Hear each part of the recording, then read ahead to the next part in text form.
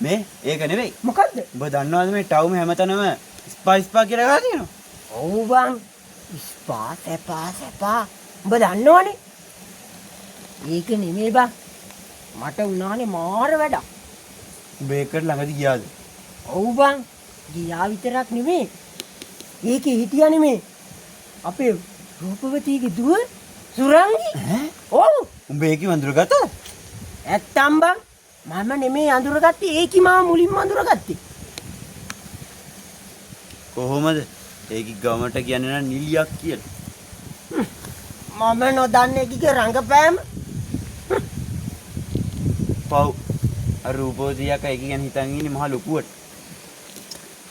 ඒකි මිනිහා නැති ගෑණි හරි අහිංසකයි බං.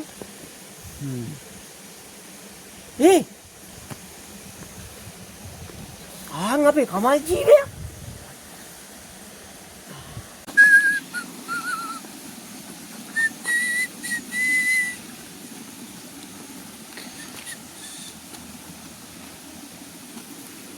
හල්ලෝ ජය සුරේ අපට තිරි කමලා. මේ ඒක නෙවෙයි. මේක ඊ සතියේ රිංගලානේ මේ සපක් ගන්න කියලා ස්පා එකකට. අම්මට උඩු ඉතින් ඔව් බං. මම ගියා කලවතු කොට බං. ඈ තවදුරට ඔව් ඒ තියෙනවනේ ස්පා. ඒක නෙමෙයි බං උඹට කියන්න තියෙන කාරණාව. මොකද්ද? ඒකේ හිටියනේ බං මේ අපේ රූපවතීගේ දුව සුරංගේ? ඔව්. අම්මට. ඉතින් ඉතින් කියන්නේ ඉහිගි මාව එක පාරම අඳුරගත්තනේ. නෑ නෙමෙයි බං ඔව්.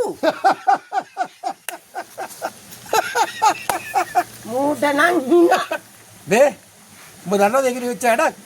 නෑ බං. දන්නවද? මොකද්ද? දන්නවද? නෑ බං. මම යනවා. අපි ගියා